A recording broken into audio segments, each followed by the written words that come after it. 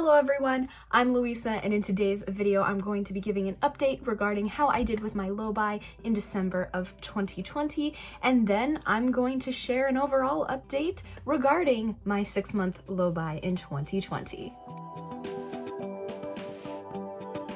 If you are new to my channel, hi, hello, and welcome. I am Louisa, and if you have not been here before, you may not know, but I did start a low buy in July of 2020 and did it for 6 months. And so if you have no idea what I'm talking about, then definitely check out the playlist that will be featured down in the description box below. It will be my low buy playlist, and you can see why I started and all of my updates regarding it so far. So this is the last monthly update.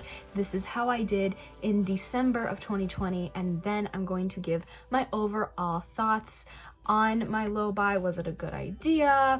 Would I change anything? All of that jazz. So if you are as interested in personal finance as I am, stick around. So the past couple of months, my monthly update videos have just been really looking at my cash flow. So let's talk about the cash flow. So, nope, that's not where my totals are. So we'll just get straight to the chase with how December went in terms of cash flow. So the total amount that I spent in December was $906.49. The total money that I earned in December was $1,414.51. And then the cash flow and difference between those two was $508.02. So we ended up in the positive, which is always a good sign. And honestly, for December, I'm thrilled with that because, of course, in December, buying Christmas gifts and whatnot, my total amount spent could have been way higher, and it's just a month where I am spending a lot because I just tend to spend more at Christmas. I want Christmas treats. I want to give people a ton of Christmas gifts. So I'm very, very pleasantly happy with that. And yeah, so I think December went well. Let's talk about my low buy, why I started it, and just how I did with it. So I started this low buy in July, beginning of July, as I said, of 2020. And at the time, I was just starting to work again. In March, when the US had lockdowns, I was working multiple jobs, and I was not laid off from any of my jobs, which I'm very thankful for, but because my jobs were kind of service-based, those jobs just weren't going. I wasn't working from March to June. And then in July, my dance teaching position, we were able to start to do socially distant dance camps, and so I started working again in July. So when I started this low buy, that's where I was. I was not in a spot where I was earning a lot of money. There had been 3 months, April, May, June, where I really didn't earn very much money. And I knew that I wanted to do something with my finances because the way it was looking, my finances were just not good. I do live with my parents, so I didn't have to worry about making a rent payment or trying to stay in my apartment or anything like that. So I'm really grateful for that, and they have just been absolute lifesavers, and I adore my family. But I had seen people do low buys, no buys, and I had started watching a bunch of personal finance videos here on YouTube, and I thought, okay, this is something I need to look into because this is just, I need to do something with my finances because it's not working. So I decided to do a low buy with some no buy elements, and I created a sheet of rules and everything and decided to just do it for 6 months because I didn't really think to do the concept until July. So I'm gonna go over my rules that I set. So here we go. So my rules, no buy items. So these were items I said at the beginning of July for 6 months I would not buy. So number 1, not buying soda in any form or with any meal. Number 2, not buying any Disney merchandise, pins, clothing, ears, plushes, etc. 3, not buying any perfume. 4, not buying any holiday beauty items, lotion, perfume, nail polish, etc. 5, not buying any new physical copies of books. 6, not going on drives for fun. And 7, not going through shopping just for fun. Then I had low buy items that were rules, and those rules were: number 8, I can only purchase fast food once a week. This does not include takeout from local unique restaurants. So fast food being, you know, from chain restaurants.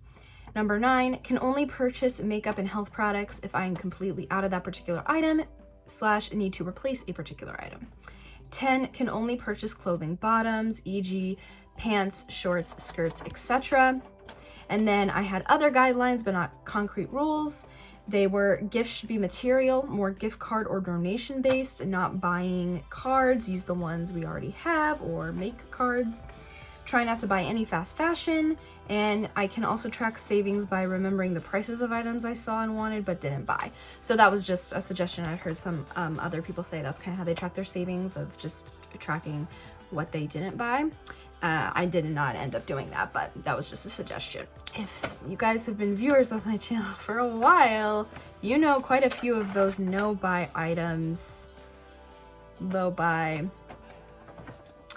that did not happen. So first of all, after the first month, I scratched off rule number 1, not buying soda in any form with any meal. At the time, in June, I've been trying to really cut soda, but honestly, soda is my one vice, and so I just switched to Diet Mountain Dew. I was drinking regular Mountain Dew, and I know that soda is not great for you, I get it, but I really don't drink alcohol very often, and you know, it's been a crazy year. So I decided that that rule was a bit excessive. So I decided to X that rule out. Then rule number 2, not buying any Disney merchandise, pins, clothing, ears, plushes, etc. I wrote this rule before I came back to YouTube and Disney became a huge chunk of my content. The reason why I put that rule in there was because I had just come back from Orlando from doing the Disney college program at the beginning of 2020.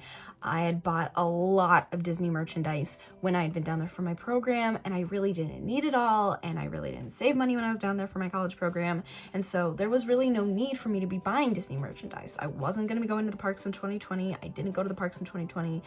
That's a lie. I was in Animal Kingdom on January 5th. But besides that, I really wasn't in the parks in 2020. But then I joined this Disney community and got involved with swaps and Disney subscription boxes and all this stuff. And so that clearly, that rule got X'd out as well. But everything else on the no buy I was pretty good with. I didn't buy any perfume this year. I really didn't buy holiday beauty items because I had a ton already. I did buy, I think, maybe 2 or 3 new physical copies of books. I really didn't go on too many drives for fun in the second half of the year. And then I have gone thrift shopping just for fun, but I didn't buy anything when I went thrift shopping those certain times. So and then the rules regarding the low buy items, can only purchase fast food once a week.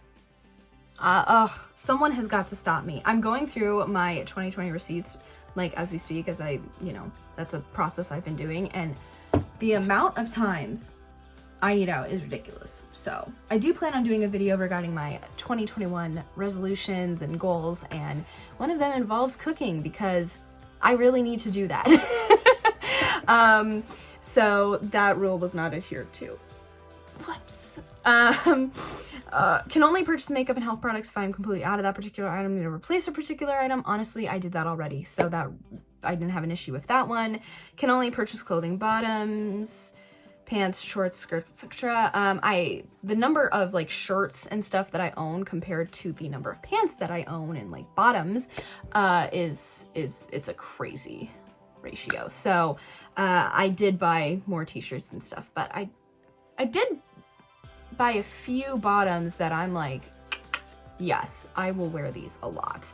And then other guidelines, I did actually give more donation-based gifts this year as birthday presents, and I did do that for some of my Christmas presents, so did try to do that as often as possible. I tried not to buy any fast fashion. I don't think I did, but I might have purchased 1 or 2 items that were fast fashion, but that's it. And then, as I said, I didn't track savings by remembering the prices of items I wanted but didn't buy. So the reason that, you know, this low buy doesn't look like I was super successful or that I followed all the rules was because in August I got a full-time job. Most of the jobs that I have had before have been part-time, or I've had to work multiple jobs, and even with my full-time job, I do have the other job of being a dance teacher. But in August, my finances changed big time because I was working full-time, and I've never had that happen before.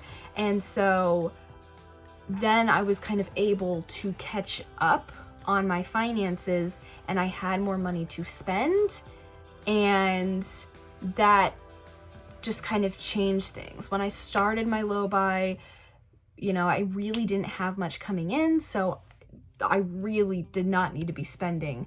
And then starting in August, September, when I started to have more disposable income,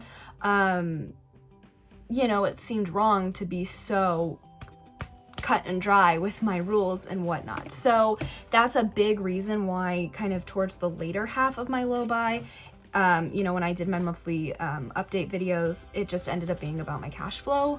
And not necessarily how I stuck to the rules, because I was just like, the rules are kind of out the window at this point. I think when I started this low buy, I think that was the right direction for me. I think at the time, this was what I needed to do. And then I just got very, very lucky and very, very blessed and found a job opportunity where I could work full time, and that just changed my financial game. So if I were to do a low buy again or something like this again, I think what would make me more successful is not having as kind of rules where I'm like, I'm not going to do something, or kind of like negative rules, if that makes sense. I think what would be more helpful for me is saying I want to save this much, and kind of having positive goals, or just not negative goals. You know, the not being allowed to buy any Disney merchandise, like that is a very tough, like straight to the point rule, and that didn't really work for me. And so now with 2021, I'll talk about this in my 2021 resolutions and goals video, I'm more focused on saving goals and going, I want to do this, or I'm trying to do this, or I can do this, as opposed to the language of I can't buy this, I shouldn't, all this other stuff. So I think honestly it's kind of positivity versus negativity, kind of those messages going on. I think that's what I would change.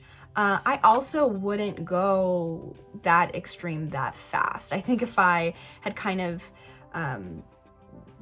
given myself more grace with these rules when I first started, then I don't know. But I'm proud of myself for giving it a try. I think I was in the right headspace, and I don't think that this was a complete failure at all. I just maybe didn't follow some of my own rules. I'm considering this a success because these were my 2020 year-end totals. So all in all this year, the total money that I spent in 2020 was $9,408.69. The total that I earned in 2020 was $9,877.35, which means there was a positive cash flow difference between the two of $468.66. As I was adding that up last night as I was doing this, I could not believe it. I think in April, as I said, there was like a cash flow difference of like negative $400. And I was like, there is no way that I'm going to end up in the positive cash flow with my year-end totals. And we did it. And I'm so happy that I ended the year on a positive financial note. I'm so happy I was able to make up lost ground. And honestly, that's a huge win for me. So yeah, I would definitely do a low buy again. I would kind of change the rules and kind of how I set it up for myself and kind of the language of it.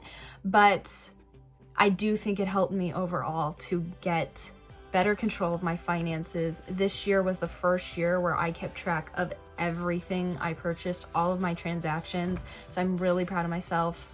Kept it consistent from January 1st to December 31st of 2020. So I'm very proud of myself for that. And yeah, I'm excited to see what 2021 brings in terms of finances. So I'll be talking to you guys more about what I am looking forward to with that in future videos. But if you enjoyed this video, thank you so much for watching. Please give it a like if you enjoyed it, and please comment down below, what are your money goals for 2021? How did you do in 2020? Is there anything you would change about your budget or anything like that? I'd love to hear about it. If you want to see more videos like this from me, please hit that subscribe button. I upload every Tuesday and Saturday. And if you want even more of me, you can follow me on Instagram at louisa.ruby. Thank you all so much for watching, and I'll see you soon with a brand new video. Bye!